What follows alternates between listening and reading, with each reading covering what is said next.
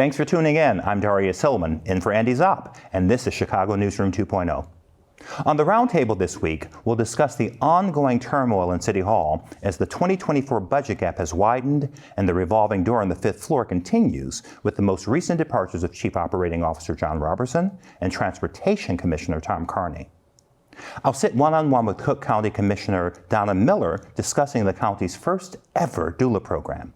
And leading urologist Dr. Paul Yonover joins me to discuss erectile dysfunction, symptoms, and treatments. And we'll learn about the Dolly Parton Imagination Library with Share Our Spares' Bridget Rundquist. Chicago Newsroom 2.0 starts right now.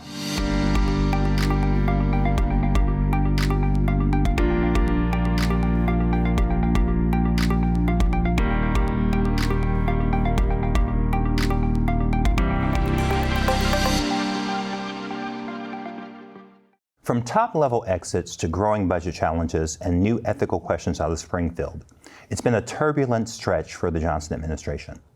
The recently announced departures of two senior members of the mayor's inner circle, Chief Operating Officer John Robertson and Transportation Commissioner Tom Carney, has raised new questions about leadership stability at City Hall.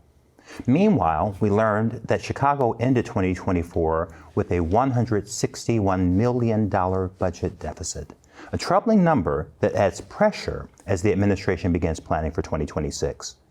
And a recent investigation revealed that Mayor Johnson's Springfield government affairs team included lobbyists who did not register in Springfield before beginning work on behalf of the city, raising questions about transparency and compliance with Illinois' lobbying registration requirements.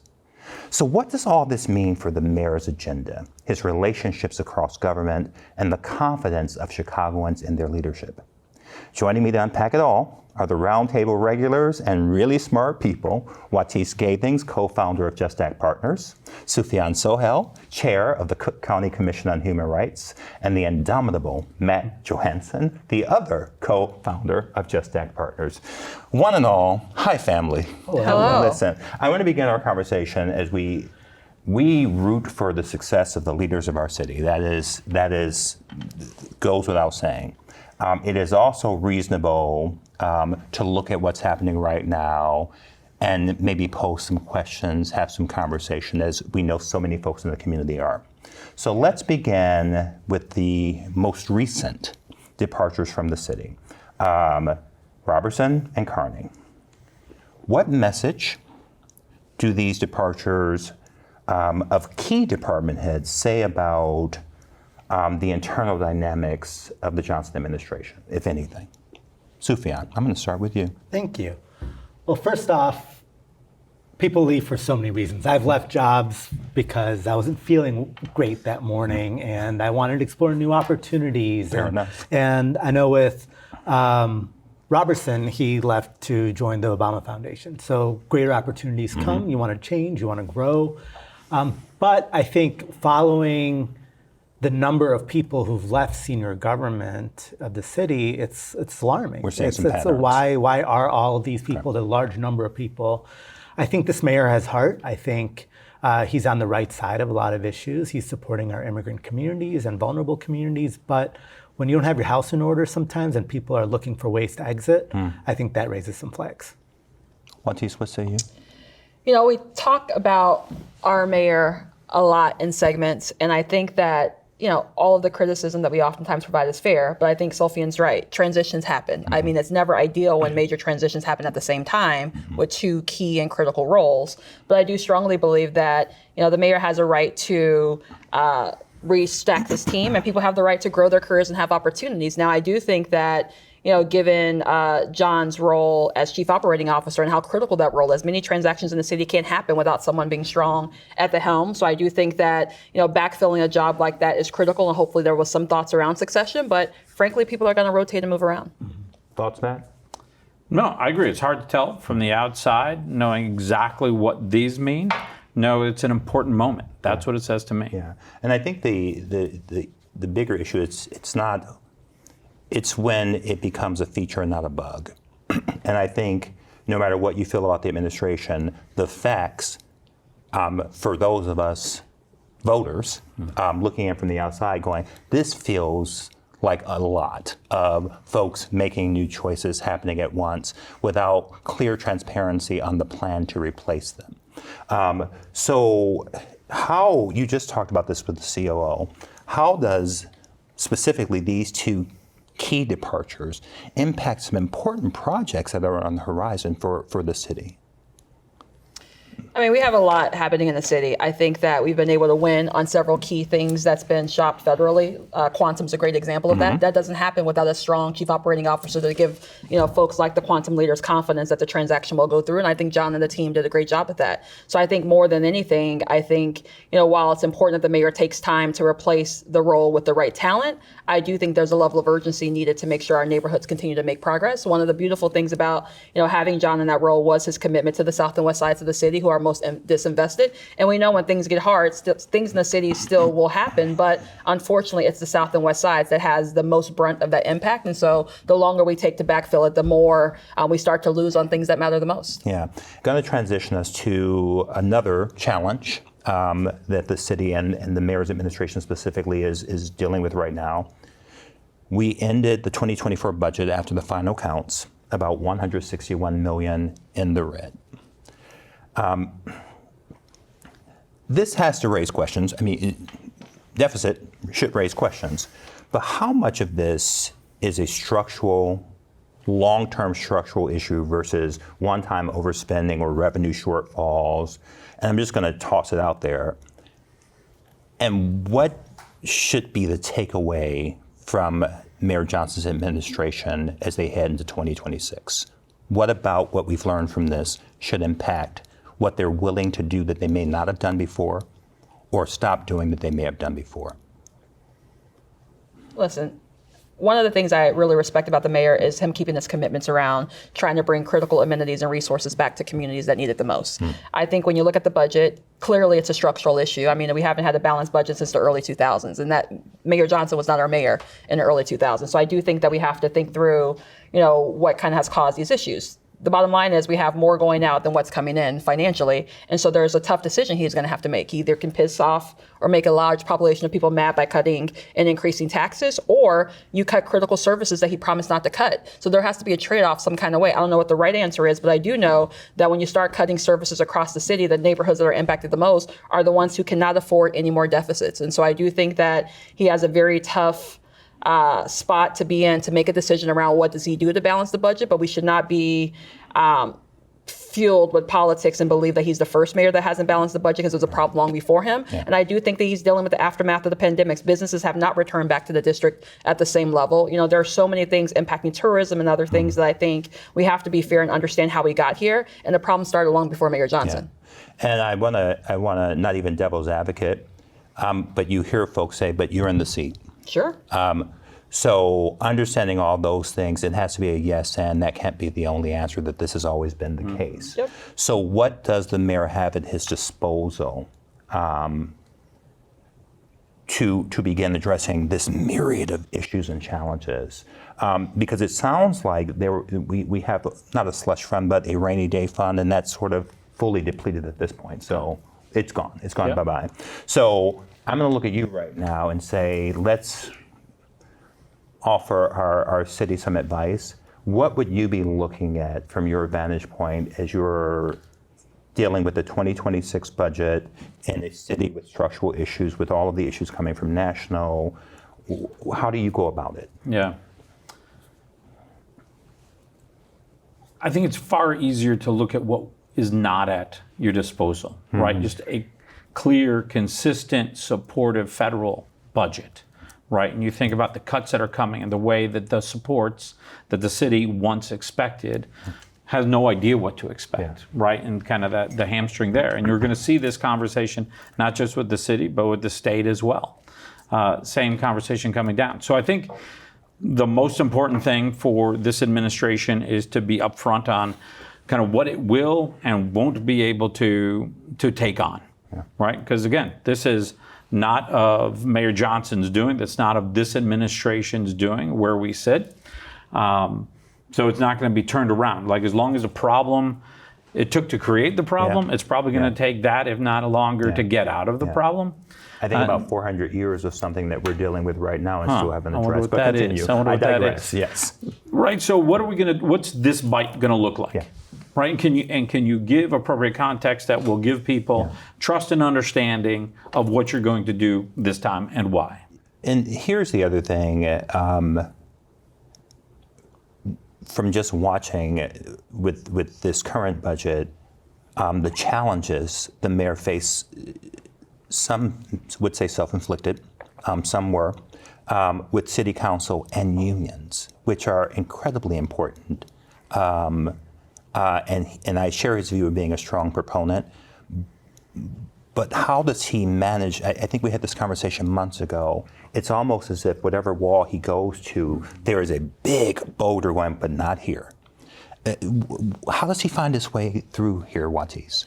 You know, I think it'd be wise for him to lean on the relationships. I mean, he has strong relationships with the labor community, and I think now is not the time to keep them in the dark. I think, to your point, is pulling up a seat and having honest conversations with them about the future of the workforce. And I think that that's something that hopefully they'll be open to listening to. I don't think anybody's going to walk away from the conversation getting everything that they want, but I do believe that that's where we've criticized him for how close he has been with the laborers, but this is where it works in his benefit for him to get them to come to the table and have conversations about what those trade-offs need to be. And to Matt's point, it's just figuring out what is that one thing you're going to do within this administration to take you forward and passing it off, whether you get a second term or whether you're passing it off to a colleague to make sure the city continues to make progress. But I do think that he's going to have a conversation. Got it. Which takes us to another conversation that needs to happen, or there's been concerns raised of the city's presence in Springfield and the mayor tapping into those relationships in a more consistent way.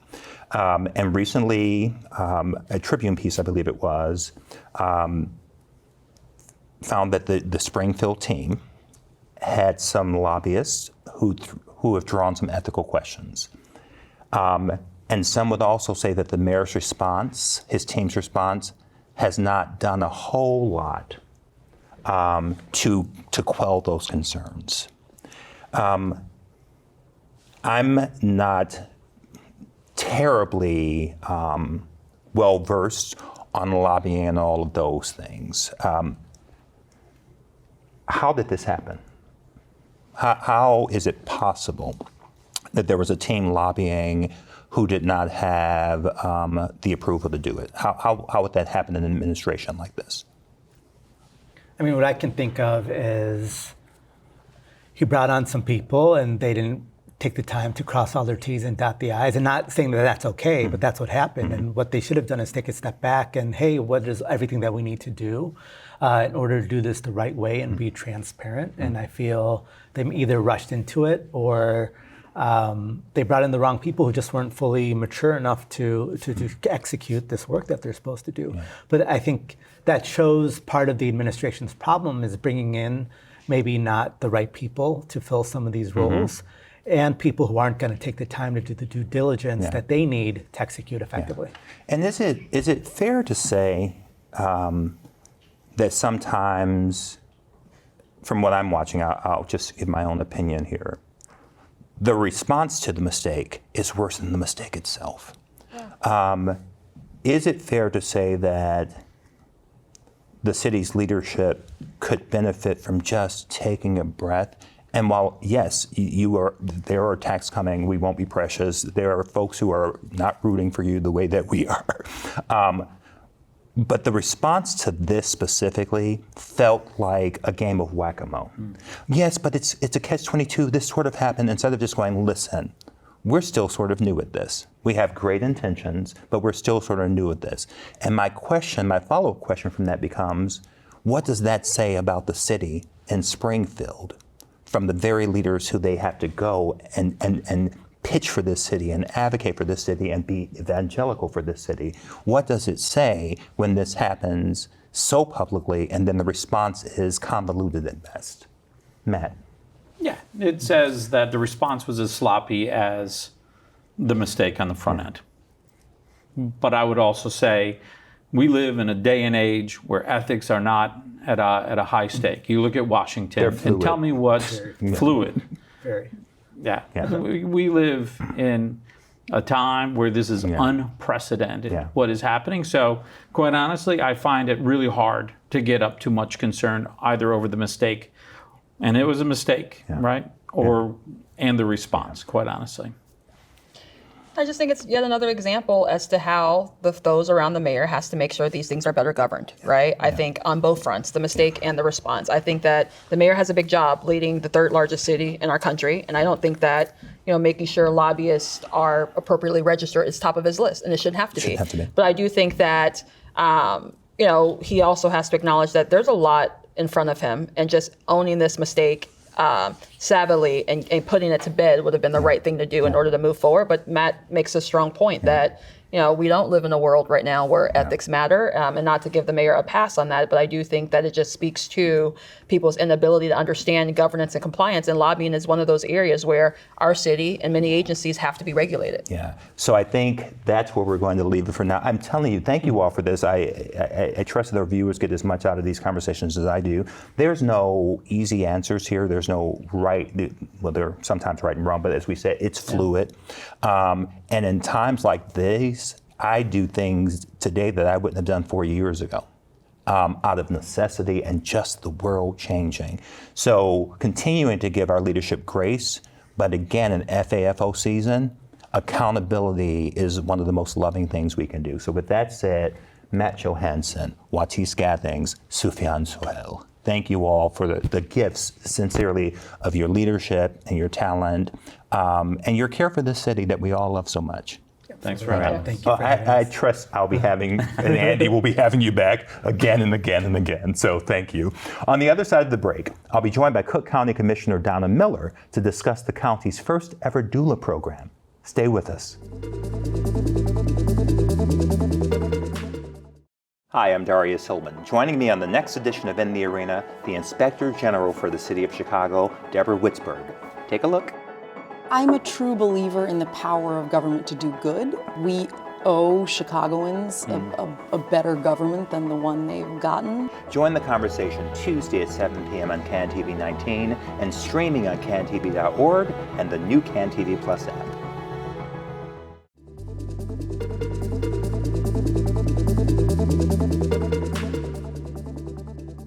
This week, we turn our focus to maternal health and equity with an exciting new development out of Cook County. In a groundbreaking step toward improving birth outcomes and supporting mothers, Cook County has launched its first ever free doula program, a major win for reproductive health, maternal support, and racial equity. At the helm of this initiative is Cook County Commissioner Donna Miller, a long-standing advocate for women's health, healthcare access, and policy innovation. Commissioner Miller has made it her mission to ensure that all residents, particularly women of color who have historically faced disparities in care, receive the support they need during pregnancy, birth, and postpartum. But her leadership extends well beyond maternal health, with a broader agenda aimed at equity, economic development, and public health. Joining us now is the Commissioner herself, Donna Miller, to talk about the launch of this transformational doula program and her other top priorities across Cook County. Commissioner, welcome to the show. It is just in our pre-conversation, it is a pleasure to talk with you. You really are the person I just described, and I got that from just a few minutes of sitting here, so welcome to the program. Thank you so much for having me. Okay, so let's start with the big news. It launched in January, am I correct, the free doula program? Well, actually, it launched in March, so it took from January to March to get it all set up and get the doulas on board. Okay. And we're going to see how many we have probably in the next couple of months. But it's really a great initiative, and really, since Cook County is the second largest county in the whole country. Yeah. So I always say, whatever happens here in Cook County, other counties stand to follow what we're doing, follow our leadership, follow our guidance, follow our expertise. And this is going to be a program that helps us make other counties follow our leadership. Was that one of the reasons that inspired the initiative, but for you, because you have championed this to the finish line. Why is this so important to you, not just politically for your constituents, but to you personally? Well, personally, I'm a Black woman. I'm a mother. I've had 2 children, and I did not have them easily, number one. Number two is I've been involved in healthcare my entire career. I came from the pharmaceutical industry, and so I've been around dealing with healthcare disparities for decades now, and I wanted to bring that level of expertise to the county where we can make an impact on the patients that we serve at Cook County Health and Hospital System. Okay. And maternal health, when we see these staggering numbers, how bad they were, how they keep getting worse, and how undereducated we are to understand what's happening in our communities. Talk to regular people, they have no idea. No one could believe that here we are in Chicagoland with the state-of-the-art hospitals that we have, and we have women dying as a result of childbirth, not in childbirth necessarily. The results show that most of these deaths occur after delivery, so postpartum, and that they're 90% preventable. So anything that has those kind of results, 90% preventable, means something is going wrong and we're not doing something right, so we need to fix it. And that's why I started having hearings about this 3 years ago. I had the first hearing where we started digging in to say, what are we doing within our institution to help increase the outcomes? We had a lot of good things in place. The second hearing, same thing. We built upon the first hearing. And then that's where one of the things that came out of that was we need an intermediary. We need some kind of mid-level provider, and that's what doulas can do. And that's where doulas step in. And they have been proven in other instances to be that mid-level provider to improve those outcomes. So for our viewers at home, women and the men and women who love them, let's do breast tax. How does the program work? Who's eligible? And what does support look like? Because I hear the word doula, I think I understand. Kind of give us color and context. Right, yeah. So the program, I love the word free, but it's free because that means that someone who comes to Cook County Hospital, so it's only for people at Cook County Hospital, someone who comes to the hospital system has the option to opt in to have a doula as part of their care. Now that was also very important to me, how that option is determined, because sometimes people are explained something where it's like, well, you could do this or not do it, you're okay. You're already explaining them not to do it. Not to do it. And if you're not familiar, which most people are not, they'd say, well, I don't know if I need that. I've never heard of anybody else having that, so why would I need that? So the education piece is really another important aspect of this to me. And I'll be watching like how it's explained to women, because I also feel that women who come to our hospital don't have necessarily the ability to pay. So that means they are, I don't like that word, the underserved community, but they are the people who come to our hospital.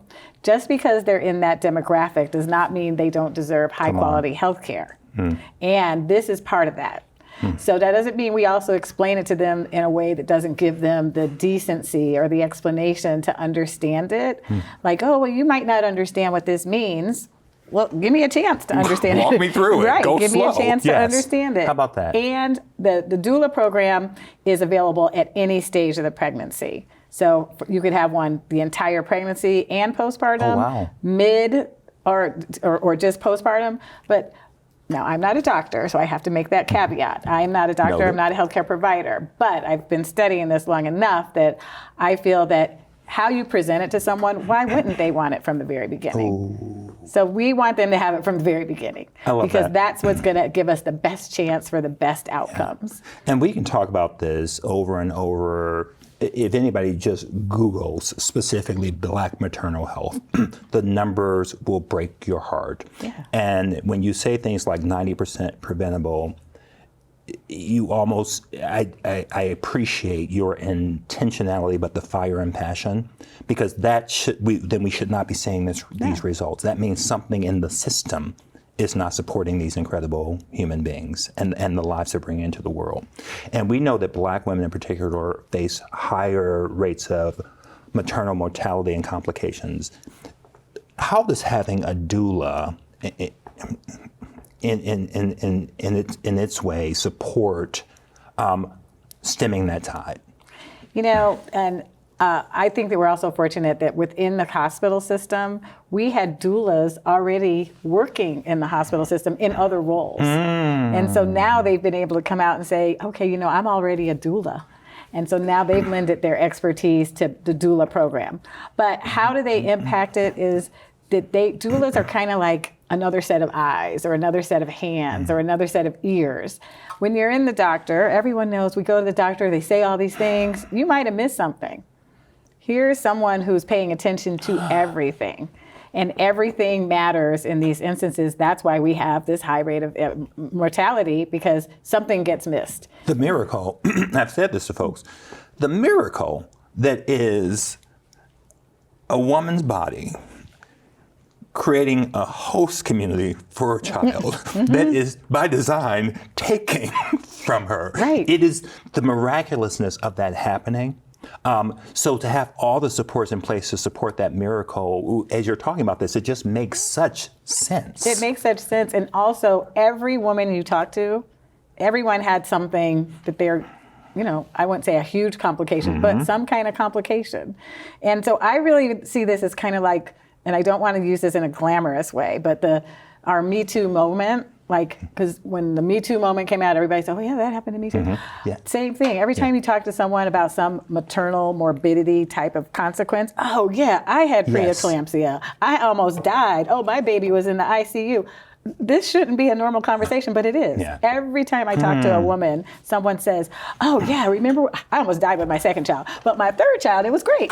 And then that's how we talk And about it. I've overheard these conversations and I'm going, right. what is happening? Yeah. But you do this so well with this, and we try to do it here. Take away the mystery, the mystique, the stigma, have the conversations. And part of what you're helping to do here is viewers watching at home feel less alone. Right. We are unique in God's eyes. Yeah. But some of these things we are trained to suffer in silence out of the shame of being less than perfect or this. It has nothing to do with perfection. We deal with these things, and there is answers in community and folks like you coming on going, no, say the word. Doula, say the word. Endometriosis, say the word. And ask the question. And know that you have a right. Yes, you do have a right, and you have a right to an answer. Not like, okay, well, that's just what happens when you're pregnant. Yeah. Oh, because you're pregnant. Because you have high blood pressure. Walk me through it. Oh, Yeah. your legs are swollen because you're pregnant. Yes. Maybe they shouldn't be swollen. Maybe there's another reason. How about that? Yeah. So we have to ask the question. So one of the things that I've also been saying to women when they go into the doctor's office, now this is not just for pregnancy, really it extends to everything, but especially during pregnancy. If you know anyone who's pregnant, grab their hand and tell them, I'm going with you. I'm going to go to your doctor's appointment with you. I want to help you so I can be the person to listen because you're busy building a person. Right, that part. Right? So you might not hear everything the right way. So I want to encourage everyone who might be listening, if you have your pregnant daughter or friend or girlfriend, say, you know what, I want to go to your next doctor's appointment with you. Brilliant. And then we can have other people engage in the conversation. I think people talk differently to you when someone else is listening. How about that? So, and again, we know that when we stand in a community together, it reminds me of rent parties. There's an answer in that room. We all connect the dots and go, what do you know? What did they say to you? And I think so much of the structures have taken that and wanted us all in our silos suffering silently. So I love having these conversations. But in our limited time, I have to have one more with you. You knew it was coming.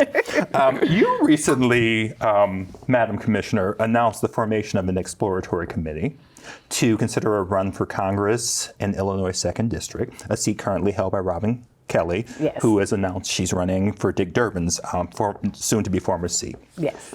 What prompted the decision, and where do things stand currently? Is there anything that you want to share with us? The floor is yours. Well, what prompted the decision is exactly what we're talking about. Okay. Healthcare is under attack in this country, and we see it day by day, and they're pulling away all the things that we've known for generations as part of our healthcare system, and allowing those who are not even always the least of us, but those with the least knowledge to have an adequate healthcare system. So that's what prompted the decision. Okay. That's part one. That's part one. And part two is we are really going to be making a decision soon.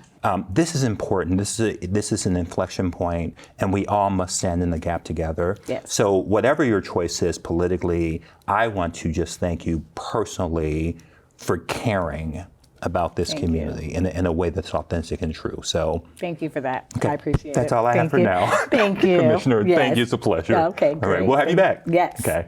On the other side of the break, we'll discuss erectile dysfunction with leading urologist Dr. Paul Yonover. You see a theme, healthcare. Stay with us. Hi, I'm Dr. Candace Norcott. On this season of Be Well, we'll explore issues of emotional and mental well-being, centering Black women and men in an honest, engaging, and relatable way. From navigating generational trauma and microaggressions to managing stress in relationships. Join the conversation on CAN TV Cable Channel 19 or stream live on cantv.org or on the CAN TV Plus app. Elevated conversation and storytelling. Experience the power of community television.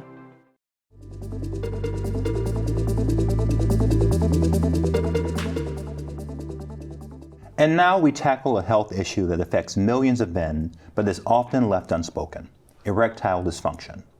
More than just a quality of life concern, ED can be a window into broader health issues like cardiovascular disease, diabetes, and even mental health struggles. To help us better understand the causes, symptoms, and the range of treatment options now available, we're joined by one of the leading voices in the field, Dr. Paul Yonover, nationally recognized urologist and men's health specialist. Dr. Yonover has been at the forefront of innovative treatments for patient-centered care when it comes to male sexual health. Dr. Yonover, welcome back to the newsroom. It's always great to have you here. It's great to be here. Thank you I'm girding very my loins, much. but we are committed to demystifying and having these conversations. Absolutely, and I think that's a huge service you're doing for your viewers, because I think demystifying this is really important. This is a serious health issue that goes unspoken because patients don't bring it up to their doctors, and doctors don't bring it up for their patients, particularly primary care doctors. And so I love being able to discuss this with you and for your viewers, because there's not only really good information here, but things that people don't think about and should hopefully prompt people hopefully to open up that discussion either with their partner or with their physicians. Yeah, and if the numbers we just talked about from the opening of this are true, there should be more conversation about this. Someone watching at home is going to get information tonight that's going to be incredibly important to them, we hope. But let's start with the basics. What exactly is erectile dysfunction, and how common is it among different age groups of men? Sure. So the classic definition is the inability to either obtain or maintain an erection sufficient for sexual intercourse. And there are different types of sexual intercourse, and the erections, you have to be able to get one, but also be able to keep one. And as I talk to patients about, I go through all the different phases of sexuality, and I do that both to set the table, get a vocabulary going, also breaking down some barriers, making a patient feel comfortable. This is an intimate setting in a doctor's office, but patients are reluctant, it's embarrassing, patients are confused, or they don't have the vocabulary. Sure. So it's we typically use the word obtain, getting the erection, and maintaining, being able to keep the erection, and then there's the quality of the erection. Those are the things that are important to discuss. That's where urologists, people who deal with male health, that's where we can do the most to help patients. Then, of course, there's libido, the sex drive. That's much more a hormonal and psychological issue.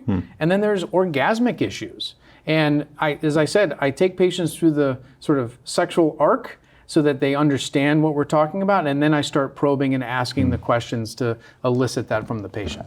And to your point, many people, myself included for a good while, thought of ED as strictly sexual health issue. But you've spoken about its connections to other issues. We talked about it in the opening. What are some of those, give us a deeper dive on some of those other underlying issues that could lead to ED. Sure, and I think that's, if anybody, the takeaway point from today isn't just about erections, but it's about all the tangential issues it touches because it is a harbinger of health for the patient, right? We call it the canary in the coal mine. If you can't get an erection, it is very likely that there are other, what we call comorbidities, other issues going on, either known or unknown. And it's the unknown ones that we're actually most concerned about. But you asked about the prevalence. My clinic is filled with patients, both young, middle-aged, and old, who come with various sexual issues. So this isn't a 60-year-old man's problem exclusively? No, and I think that's the thing that is one of the misinterpretations, misunderstandings in the public, right? I saw a patient today in clinic who was in his early 30s. And, a part of a urologist's job is to tease out, is this a psychogenic, something that's either depression, anxiety, or other psychological input?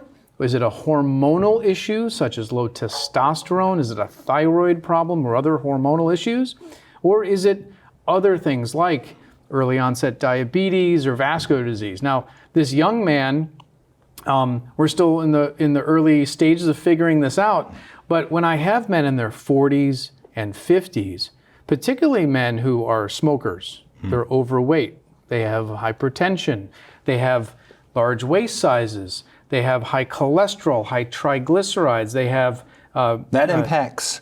Absolutely, to a tremendous degree. And in fact, as a urologist, I'm dealing with urologic issues, but it is more often than not when I'm dealing particularly with male health issues is when I start to either uncover or discover other major life-threatening medical problems that were either undiagnosed or really untended to.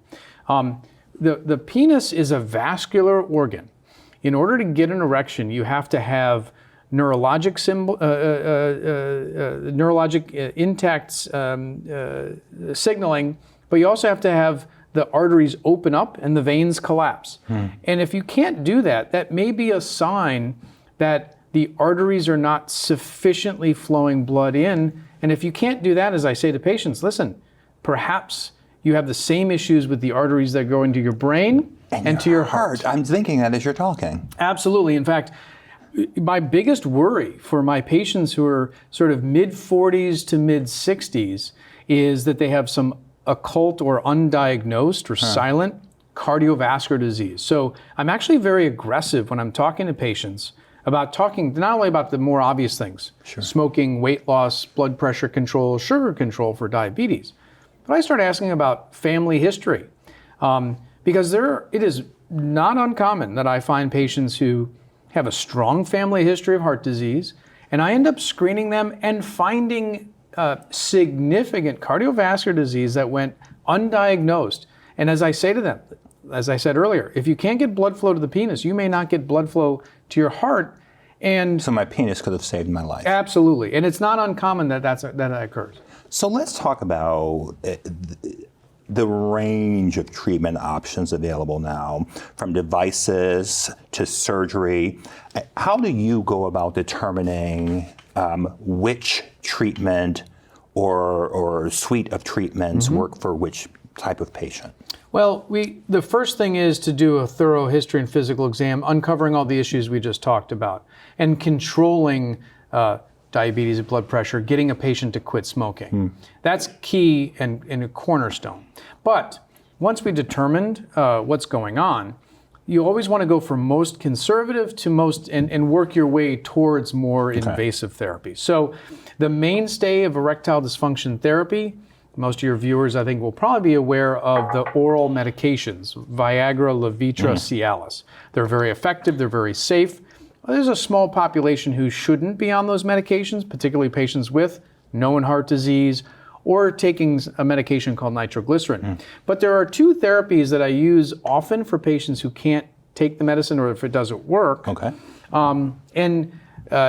I may, I was taught as a kid when if I'm invited, aren't we? If I'm invited to a party, I shouldn't come empty-handed. And so, because my mother taught me well, I thought I would bring a prop, because I'm known for my props here, and I'm allowed to do this because I'm a professional. You're a professional. So I have this actually in my office, and it's actually one of the props we use to sort of get patients talking. To demystify. To demystify. So one of the options, if the pills don't work, the two main options a patient has is you can actually inject medication into the penis.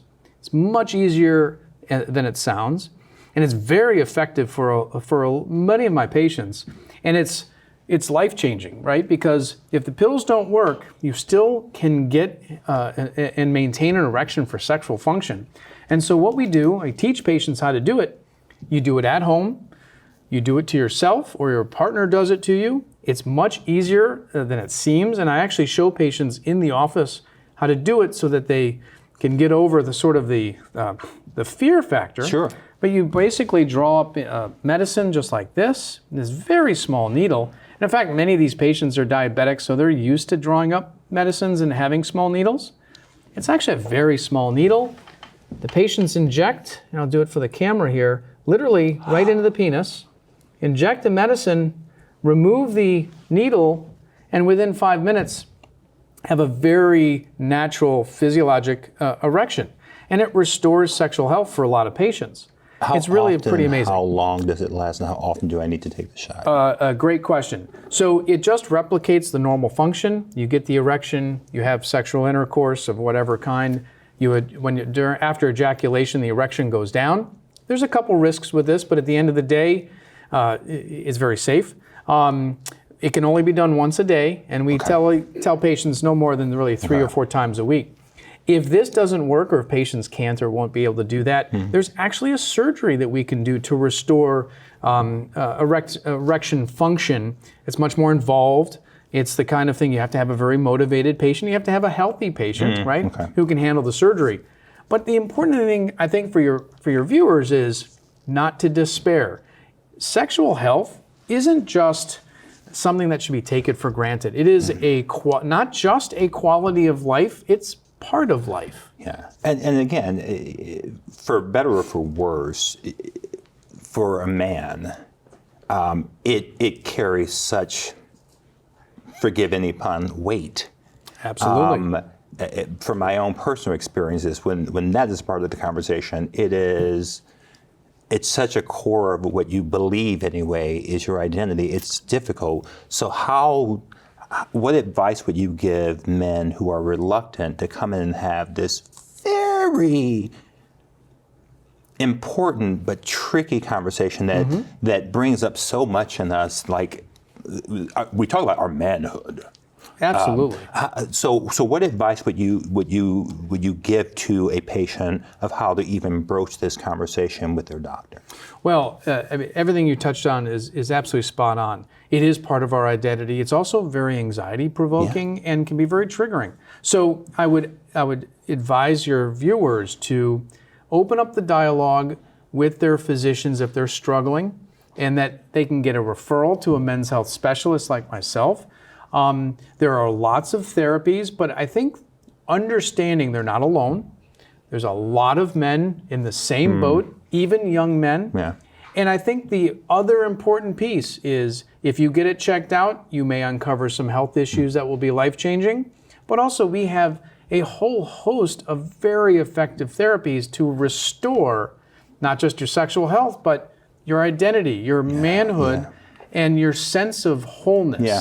And I think that's something that if people really think through, they'll get the motivation. It's worth the slight embarrassment to have the result. Absolutely. Dr. Yonover, as always, you continue to come on here with your skill sets and props, and I'm smarter after every conversation, slightly unnerved after some conversation, but that's not here nor there. These are important conversations to have, so thank you. We'll have you back again soon, you know that.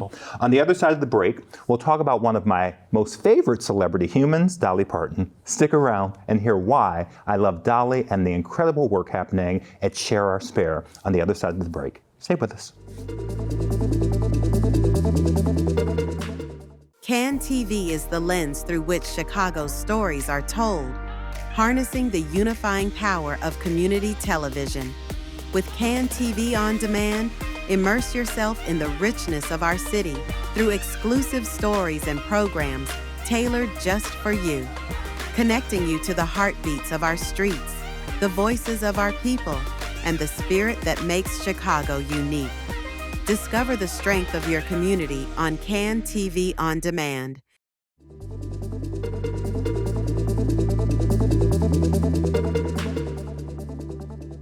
In too many homes across Illinois, young children are growing up without access to age-appropriate books, a gap that can have lasting effects on brain development, literacy, and lifelong learning. To help close that gap, Chicago nonprofit Share Our Spare is launching the Dolly Parton Imagination Library right here in Illinois, an initiative that mails free books each month to children from birth to age 5, no strings attached. It's a major step forward in building early literacy and opportunity for families across the state. Joining me to talk about the launch and broader mission behind it, Bridget Rundquist. Bridget is the Director of Strategic Partnerships at Share Our Spare. Bridget, welcome to the newsroom. This is your first time with us. It is. Thank you so much for having me. It's a pleasure. Let's for our viewers who may not know, tell us about Share Our Spare, the mission and key initiatives of the organization. So Share Our Spare is a local nonprofit, and our mission is to ensure that all 0 to 5-year-olds in the Chicagoland area have access to the essentials that they need for a strong start. So essentials, when we're talking about them for that age range, are things like diapers, books, toys, clothes, strollers, boppy pillows, all of those types of items that are really critical and key for development in those early years, and they're expensive. And so one of the things, the way that we operate is that we rely on donations from community members who have and no longer need. Exactly. Who have and no longer need, right? Your child is now, let's say 15 months. We just had a family drop off the other day. They're twins, just turned 15 months, and they need all the infant stuff out of their house because they need room for the new things that their kids need. And so they dropped off a stroller and all of the items. And then what we do is we don't work directly with individuals in need. Instead, we partner with direct service nonprofit organizations who provide services to young children and their families. And then the case managers, nurses, teachers, community outreach folks can come in and shop at no cost in our share house, and they can get the exact items that the families that they're working with need. They can come in and pick the swing that matches the living room for the families that they're working with, and then they grab that at no cost, and they deliver it directly to the families. Yeah, and I love what is key to the work you're doing, and that is really ensuring dignity for the families you're supporting. Talk about, one, why that matters, how you implement it, and then just for my own knowing, what are some of the most in-demand items right now? So it's interesting, what I just described about how we don't work with individuals, but we work with this network of partners is super intentional, and it goes to that dignity piece. Part of it is we recognize that a pack of diapers is helpful for as long as the pack lasts, but it doesn't do anything to address any of the systemic issues or other concerns that may be impacting a family that have put them in a position of needing extra support. And honestly, we don't have the capacity to do it all. Sure. And so I always describe it as peanut butter and jelly, right? So you take us, we're the peanut butter in this scenario, and we have the stuff, we have the capacity to receive and sort and quality check and be really intentional about what we're receiving. And then our community partners are the jelly. They're the ones that have the expertise. They know how to get a family signed up for a program or how to connect somebody with resources for housing or the next job training program. Holistic. Exactly, but they don't have the resources or the space or the time to do the stuff side. So if you bring us together, we become this infamous kind of like partnership of comprehensive care for our families. And that is the foundation of everything we do. And dignity is just ingrained in that from the beginning. That's how we were founded, and it's how we continue to operate today. And now you are also partnering with the Dolly Parton. I love Dolly. I've said it.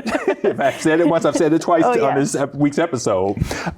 You're partnering to bring free books to young children in Illinois. Absolutely. And we've talked about what books at a young age meant to me in the trajectory of my own life personally. Talk about how the program works here in Illinois and Chicago specifically, and who's eligible. So currently, Share Spare is the local program partner in Chicago specifically, and we have 10 active zip codes. So we have 10 zip codes predominantly on the west and south sides that currently have access to any child under the age of 5 can sign up right now and start receiving free books. So the way that you do that is it's an online enrollment process. If you go to shareourspare.org, you can see a yellow banner on our home screen. If you click Learn More, it'll bring you right to the enrollment page. And then it's a pretty simple process of like what information you need to provide. It's very basic, but essentially you sign your child up with their name, your email address, their birth date, just to ensure age. And then the books start coming 6 to 8 weeks later. And the magic starts happening. The magic starts. Oh. Every first book is The Little Engine That Could, with a special letter from Dolly in it, right? So you might need to connect. And you know she wrote it. Yeah, oh yeah, you know absolutely. She really did. It's Dolly. Absolutely.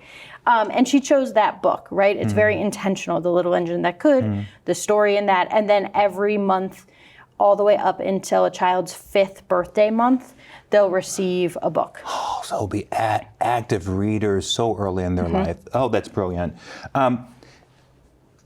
Let's continue on that. Yeah. Why is that early access so profoundly important? It's such a good question. There's like so many Take answers. your time with it until they stop us. Right. So first and foremost, right, like brain development in the first 5 years, up to like 90% of a child's brain develops in the first 5 years of life.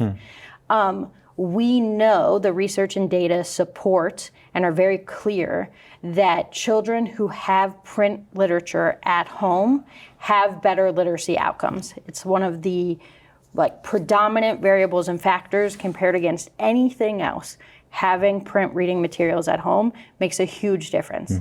We also know that families who are low income or experiencing poverty, around 61% or so report having no books at home for their children. And so when you put all of that together, it makes it very evident that books, you have to have books to have good literacy outcomes. If you don't have books, you're going to have a harder time gaining that skill. Your brain development happens when it happens. And so we have to infuse the resource during that really critical period of time. And Dolly Parton has just figured out how to do it. And let me be clear, I'm going to say it again, that Dolly calls it the Dolly Parton Imagination. Books, growing up, sitting on my East Side Detroit front porch, too afraid to play because I had asthma and just whatever. To what it does, so if folks look at me now and go, my God, you're imaginative. It's from reading those books and stepping into other worlds and trying on different clothes, for lack of a better term, and different experiences as a child, and stepping into those worlds where you still have the freedom to imagine before the world tells you not to. Exactly. You know, so I love that. What kind of impact have you all seen? Is there a story that stands out for you of how the Dolly Parton Imagination Library is already impacting young folks here? Definitely. So I think the hardest part about all of the work that we do is that we're one step removed from the families most of the time. But I can say that I have been, and our team has been doing quite a bit of community outreach work to get the word out that this program exists and kids should sign up. And to watch adults, caregivers' reactions when they're like, wait, you're just gonna mail my child free. You're, like, I just sign up, there's no gimmicks, it's not a scam. How about to that? watch them like both kind of shed any sort of weight around, I can't do this, or there's a barrier to me participating. So to watch that like kind of drop away before me and then see the excitement, see them like look down in the stroller and say, you're gonna get books, or like, look at this, and watching kids, toddlers who are like, oh, we love books. All of that is so exciting. And it's a beautiful thing to be able to be a part of and to watch happen. I too, right? Like between first and second grade, I forgot how to read, right? And so I get it. I understand. I have a personal connection to why providing books in those sensitive years is so, so important. So it's exciting. It's really exciting to watch people kind of realize that this is for them. Oh, I love everything about this. Bridget, what an absolute pleasure having you all on. Having you on to share with us this incredible, important work happening at Share Our Spare and your partnership with the Dolly Parton Imagination Library. We'll have you back. As we talk about here, we are strong proponents of free people's right to read freely. Absolutely. And all of the great things that you just described result from the ability and the freedom to do just that. We're going to put some information up on the screen about the program, so don't you worry. We'll have you back again soon. Thank you. Thank you. On the other side of the break, I'm back with some final thoughts about the perception gap in Mayor Johnson's leadership. Stay with us.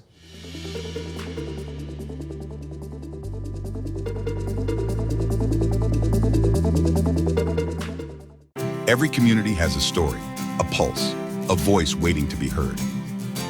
At CAN TV, we bring these stories to life, from the heart of Chicago to your living room. Join us in supporting hyper-local television.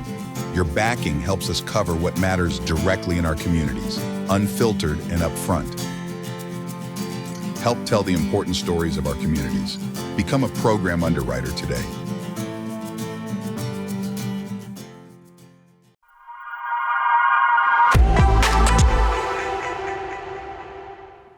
And now this week's final thoughts. Good intentions, bad optics. The growing perception gap in Mayor Johnson's leadership. From the moment Brandon Johnson took office, he made his intentions clear: to be a mayor for the people, a mayor who would champion working families, reimagine public safety, invest in communities, and do things differently. And for many Chicagoans, that vision wasn't just refreshing, it was necessary. But the challenge with governing is that intentions don't always match execution. And in politics, perception often matters more than plans. We've seen a troubling pattern emerge. High-profile resignations from top members of the mayor's team, vague or delayed responses to key issues, ballooning budget deficits, ethics questions tied to unregistered lobbyists in Springfield, and slow progress on critical leadership appointments at CPS, CTA, and CHA. Each on its own might be manageable, but together, they began to paint a picture, not of a visionary reformer, but of an administration struggling to find its footing. And that picture isn't just forming among political insiders or the press, it's beginning to take root in communities, among residents who want to believe in this mayor, but are growing uneasy with the inconsistencies, the missteps, and the sense that too often he's shooting himself in the foot. Now let's be clear. Mayor Johnson inherited real challenges, from structural deficits to deep institutional distrust. And he's still relatively early in his first term. But time moves quickly in politics. If the gap between what the mayor says and how his administration operates continues to widen, the risk isn't just losing legislative battles or media cycles. It's losing the public's trust. And once that goes, so too does the path to a second term. To lead effectively, good ideas must be paired with sharp execution, clear communication, and ethical clarity. The mayor still has time to close that gap, but he'll need to act swiftly, decisively, and transparently to do so. The question now is, will he?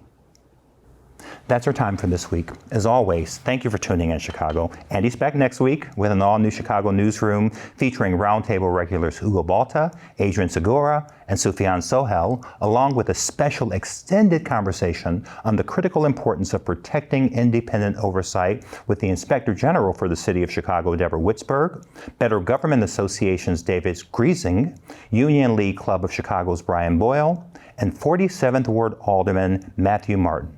I promise it's a conversation you won't want to miss. Until we meet again, be well and well informed.